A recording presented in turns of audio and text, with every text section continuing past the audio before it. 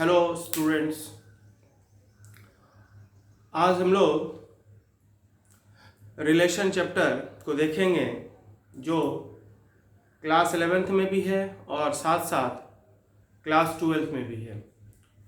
तो class 12th में और क्लास 11th में दोनों में ही ये कॉमन चैप्टर है, छोटा सा चैप्टर है। कभी कभार जेईई मेंस में एक सवाल पूछ दिया जाता है।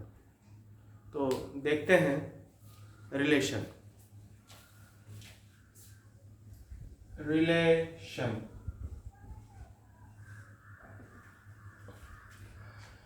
इस रिलेशन को समझने के लिए थोड़ा सा हमें सेट थ्योरी के बारे में ओवरव्यू करना है और उसके बाद रिलेशन पे हम लोग बढ़ेंगे।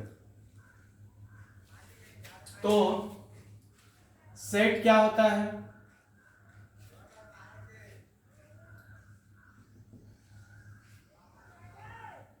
उसके बाद सबसेट क्या होता है? बस ये दो चीज के बारे में हम लोग पढ़ेंगे और फिर आगे बढ़ेंगे। सेट का मतलब होता है collection of well defined objects. वैसे ऑब्जेक्ट्स जो अपने आप में वेल डिफाइंड हो, पूर्ण रूप से डिफाइंड हो, रियल हो, वैसे ऑब्जेक्ट के कलेक्शन को हम लोग सेट कहते हैं। सेट को लिखा आता है कर्ली ब्रैसेस के अंदर, सेपरेटेड बाय कॉमा। सेट का कलेक्शन भी सेट ही है। जैसे ये सेट का कलेक्शन है तो ये भी एक सेट है। सेट का कलेक्शन भी सेट होता है और ये भी एक सेट है। क्लियर है? और नंबर ऑफ एलिमेंट्स किसी सेट में, that is called cardinal number. नंबर ऑफ एलिमेंट्स in a set is called its cardinal number। a equal to suppose अगर है 1 2 3 4 na मतलब cardinal number of set A, मतलब सेट ए में नंबर ऑफ एलिमेंट कितना है? 4। अब है सबसेट क्या होता है? सेट ए सेट बी का सबसेट कहलाएगा। Set A is set to B subset of set B. Set A set B का सबसेट तब कहलाता है, इसके लिए हम लोग सिंबल इस तरह से लिखते हैं, A is the subset of, A is the subset, ये सबसेट का साइन है, ये पूरा सबसेट का sign, A is the subset of set B if A का सारा एलिमेंट बी में प्रेजेंट हो। If all elements of set A are present in set B, अगर सेट A का सारा एलिमेंट प्रेजेंट हो किसमें? सेट B में, तो हम कहेंगे सेट A सबसेट है किसका? सेट B का। जैसे A इज इक्वल टू है 1 2 3 और यहां B इज इक्वल टू है 1 2 3 4। A का सारा एलिमेंट किसमें है? B में। इसका मतलब यहाँ A सबसेट है किसका? B का। परंतु B का सारा एलिमेंट A में नहीं है, सो B इज सबसेट, और काट दिए तो not, B is not the subset of set A। उसके बाद total number of subsets of a set that is equal to 2 का पावर n। किसी सेट्स का टोटल नंबर ऑफ सबसेट कितना होता है? 2 का पावर n, जहां n क्या होता है? Number of element, where n is cardinal number of that set, उस सेट का कार्डिनल नंबर है। अगर किसी सेट्स के पास n एलिमेंट है तो उस सेट का टोटल नंबर ऑफ सबसेट होता है 2 का पावर n। तो वेल डिफाइंड का मतलब यहां पर है रियल, डिफाइंड का मतलब क्या है? Real. Defined means real object के कलेक्शन को हम लोग सेट कहते हैं और सेट में जितना नंबर ऑफ एलिमेंट्स होता है वो उसका कार्डिनल नंबर कहलाता है। और सेट ए सेट बी का सबसेट कहलाता है अगर ए का सारा एलिमेंट प्रेजेंट हो किसमें, सेट बी में। क्लियर है?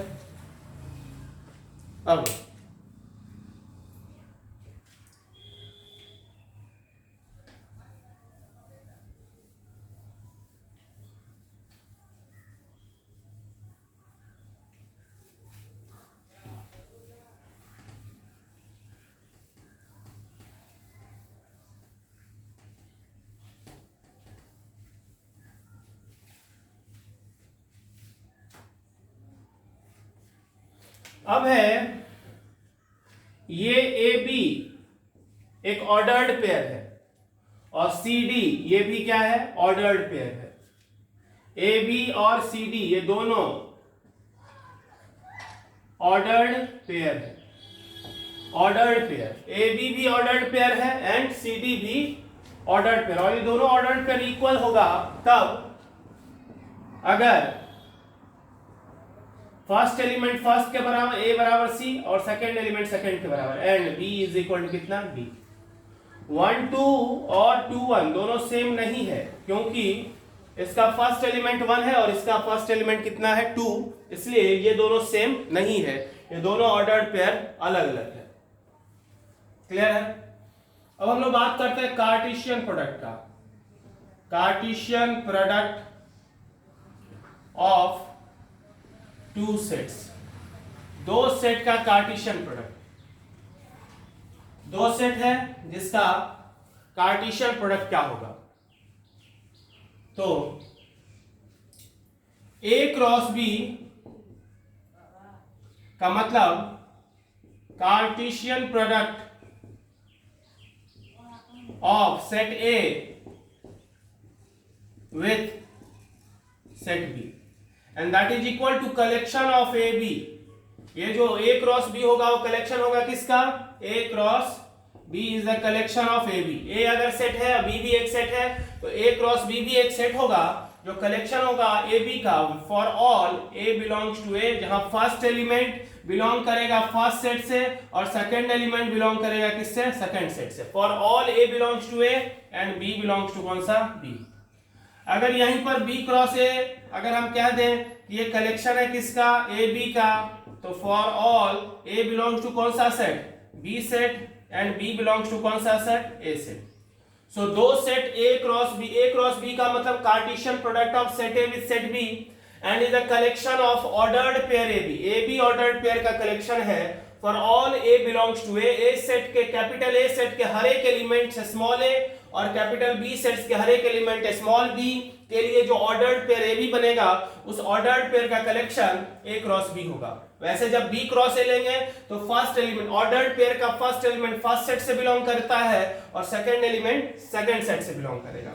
जैसे a इज इक्वल टू यहां पर मान लेते हैं 1 2 3 है और b is equal to suppose है कितना, a और b, तो यहां a क्रॉस b लिखेंगे, a क्रॉस b भी सेट होगा कितना, ए क्रॉस बी कैसे लिखेंगे, तो ऑर्डर्ड पेयर होगा जहां फर्स्ट एलिमेंट किससे लेंगे, फर्स्ट सेट से और सेकंड एलिमेंट सेकंड सेट से, तो 1 और यहां ए, सो 1a फिर 1b फिर 2a फिर 2b फिर 3a और फिर 3b।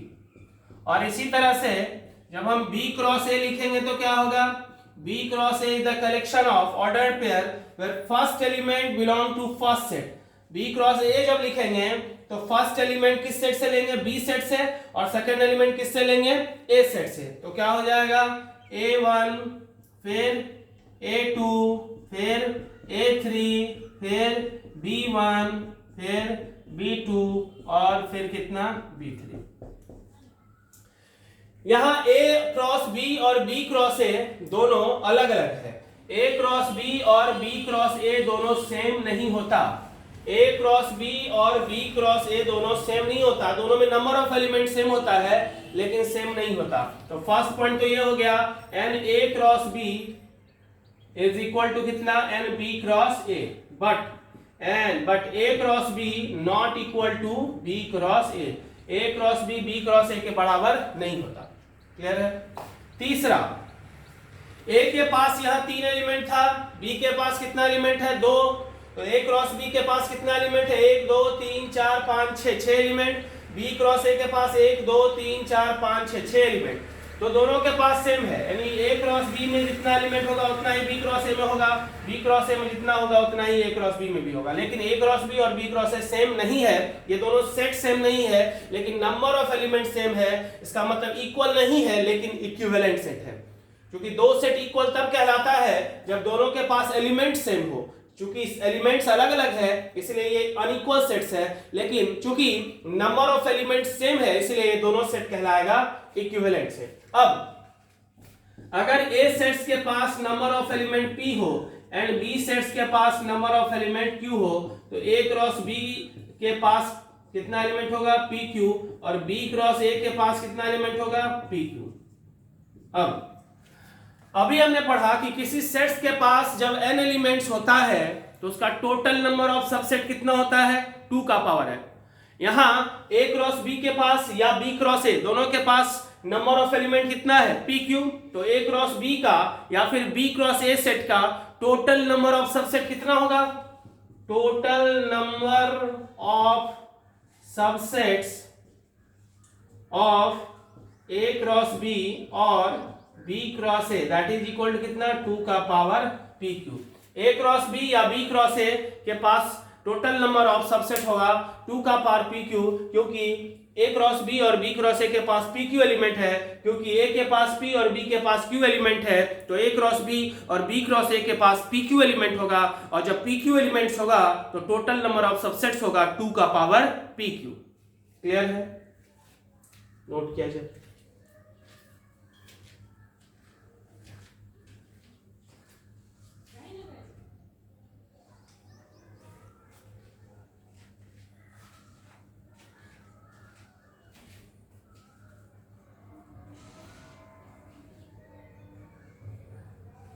अब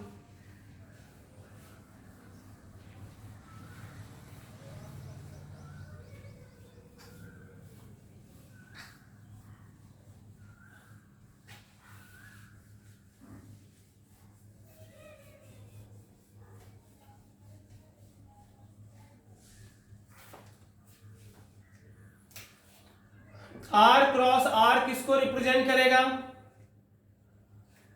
R मतलब सेट ऑफ रियल नंबर, यहां R का मतलब सेट ऑफ रियल नंबर, तो सारा पॉइंट्स आ जाएगा। तो R क्रॉस R में प्लेन पर का कोई भी पॉइंट का कोऑर्डिनेट आ जाएगा, set of all points in plane. और जब R क्रॉस R होगा तो क्या होगा, set of all points in space. Space में यानी ये जो पूरा स्पेस है एक्स एक्सिस वाई एक्सिस और जेड एक्सिस, इस स्पेस में कोई भी पॉइंट होगा तो उसका जो कोऑर्डिनेट होगा एक्स वाई और जेड कोऑर्डिनेट वो सारा R क्रॉस R में आएगा। इसलिए R cross R set of all points in space को रिप्रेजेंट करेगा और R cross R set of all points in a plane को रिप्रेजेंट करेगा। क्लियर है।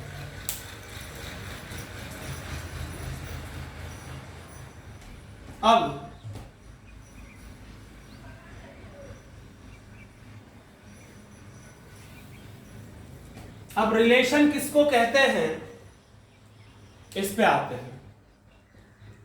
रिलेशन क्या है,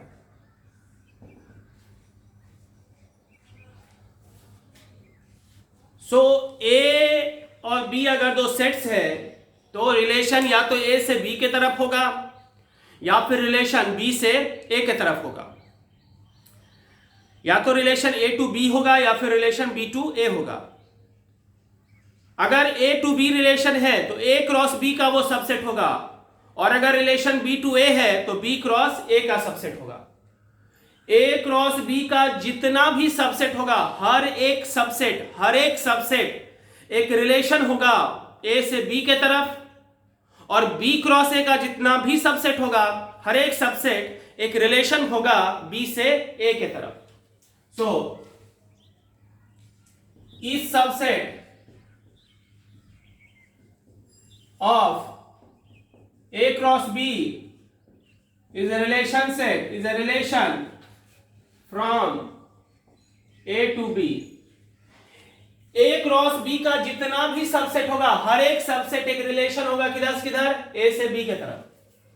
और अगर अगर ए के पास p एलिमेंट है, b के पास q एलिमेंट है, तो a क्रॉस b के पास कितना एलिमेंट होगा?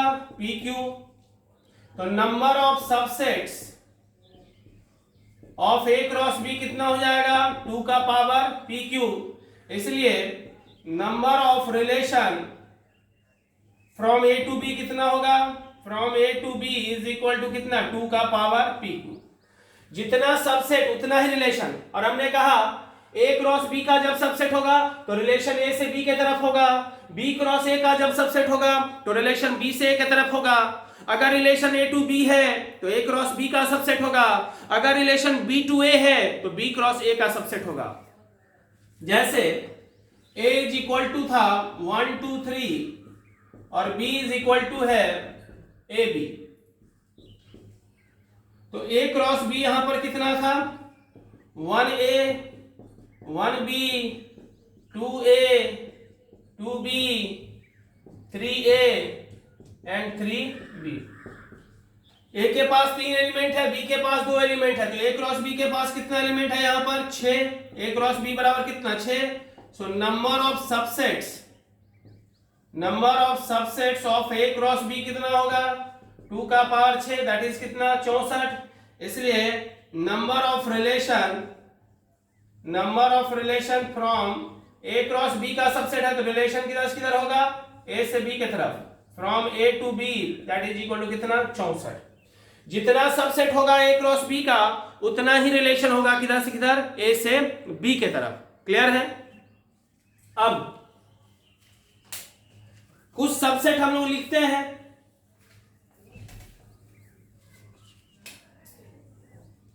a क्रॉस b का सबसेट लिखते हैं हम लोग, जैसे 1a और 2a ये सबसेट है। 1a 2a 4a ये सबसेट नहीं है, ये सबसेट नहीं है, इसलिए रिलेशन नहीं होगा, क्योंकि ये a क्रॉस b का सबसेट है। फिलहाल इस एग्जांपल के रिस्पेक्ट में ये सबसेट नहीं है, इसलिए ये रिलेशन नहीं होगा। वैसे ही a 1a और 3b ये सबसेट है, इसलिए रिलेशन होगा। तो ये r1 रिलेशन हो गया, ये r2 रिलेशन हो गया, r3 होगा, और इस तरह से टोटल कितना रिलेशन पॉसिबल है? 64 रिलेशन पॉसिबल है, क्योंकि a के पास 3 एलिमेंट है, b के पास 2 एलिमेंट है, a क्रॉस b के पास 6 एलिमेंट होगा, a क्रॉस b का टोटल सबसे 2 का पावर 6 दैट इज 64। इसलिए a से b के तरफ टोटल नंबर ऑफ रिलेशन 64 होगा। फिर से हम कह रहे हैं रिलेशन a टू b है, इसका मतलब वो a क्रॉस b का सबसेट होगा। रिलेशन अगर b टू a है तो b क्रॉस a का सबसेट होगा। रिलेशन अगर a टू a है तो a क्रॉस a का सबसेट होगा।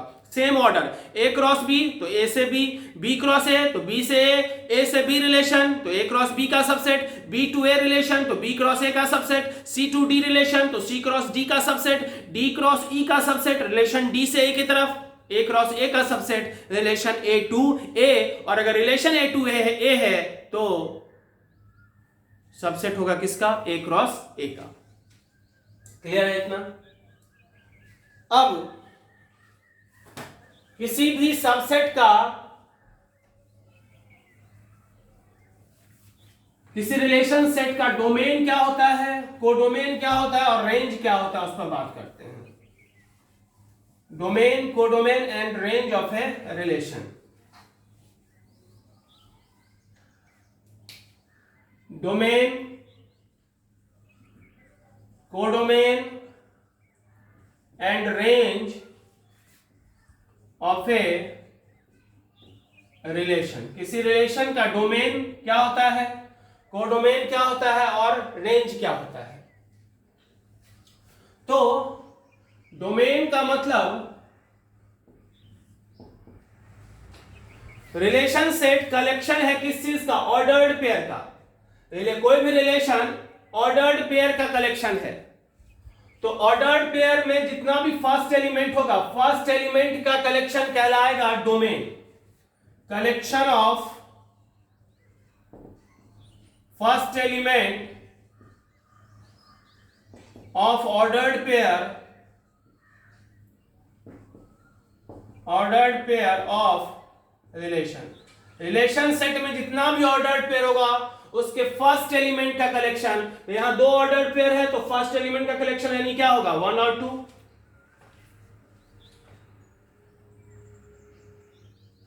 उसके बाद रेंज क्या होगा, तो सेकेंड एलिमेंट का कलेक्शन कहलाएगा range. Collection of second element of ordered pair of relation set में जितना भी ऑर्डर्ड पेयर होगा उसके सेकेंड एलिमेंट का कलेक्शन। जैसे यहां पर ए, यहां पर क्या होगा ए और बी। अब बचा कोडोमेन क्या होता है, तो ये डिपेंड करता है रिलेशन पर। अगर रिलेशन ए टू बी हो रहा है, जैसे यहां पर ये सारा रिलेशन किधर था, ये सारा जो भी था रिलेशन वो किधर था, ये रिलेशन हो रहा था ए से बी की तरफ। क्यों? क्योंकि ये ए क्रॉस बी का सबसेट था। तो रिलेशन अगर ए टू बी होगा तो बी सेट पूरा का पूरा बी सेट कहलाएगा कोडोमेन, और अगर रिलेशन बी टू ए होगा तो ए सेट कहलाएगा कोडोमेन। मतलब हमेशा second set is the codomain set. Relation अगर ए टू बी है तो बी सेट कोडोमेन होगा, रिलेशन अगर बी टू ए है तो सेट ए कोडोमेन होगा, रिलेशन अगर ए टू ए है तो सेट ए कोडोमेन होगा। So for relation A to B set B is codomain, and for relation B to A set A is codomain। Clear है? तो अभी यहां जितना तीन रिलेशन हम लोग दो रिलेशन खींचे हैं उसका देखते हैं सब कुछ। Relation, domain, code range, codomain. Relation, domain, range and codomain. R1 और R2 दो रिलेशन है। डोमेन पर एक फर्स्ट एलिमेंट का कलेक्शन, मतलब R1 का डोमेन हो गया 1 2, और R2 का डोमेन क्या हो गया 1 3। रेंज मतलब सेकेंड एलिमेंट का कलेक्शन, तो A, और R2 का क्या हो गया AB। अब बच गया रेंज कोडोमेन। तो ये सारा रिलेशन किधर है R1 और R2, ये सारा रिलेशन A टू B है, इसलिए पूरा का पूरा सेट B कहलाएगा कोडोमेन। तो सेट B क्या है, A और B था सेट B। यहाँ A इक्वल टू कितना था 1 2 3, और B इज इक्वल टू क्या था AB। तो पूरा चूंकि रिलेशन A टू B है तो B सेट कोडोमेन कहलाएगा। तो कोडोमेन में क्या हो जाएगा AB, और कोडोमेन में क्या हो जाएगा AB। सो रिलेशन सेट रिलेशन सेट है क्या ऑर्डर्ड पेयर। ये ऑर्डर्ड पेयर है, ये एक ऑर्डर्ड पेयर है, ये भी एक ऑर्डर्ड पेयर है। ऑर्डर्ड पेयर के फर्स्ट एलिमेंट का कलेक्शन यानी 1 2 डोमेन कहलाएगा। सेकेंड एलिमेंट का कलेक्शन रेंज कहलाएगा, और कोडोमेन में सेकेंड सेट कोडोमेन होगा। सेकेंड सेट कहने का मतलब अगर रिलेशन ए टू बी है तो सेट बी कोडोमेन कहलाएगा, और अगर रिलेशन बी टू ए है तो सेट ए कोडोमेन कहलाएगा। क्लियर है? अगले क्लास में हम लोग पढ़ेंगे टाइप्स ऑफ रिलेशन, जो कि reflexive, symmetric, transitive, equivalence, anti symmetric, asymmetric and inverse. ये जो रिलेशन है टाइप्स ऑफ रिलेशन, उस रिलेशन के बारे में हम लोग अगले क्लास में बात करेंगे, और उसके अगले क्लास में हम लोग प्रॉब्लम बनाएंगे। Thank you.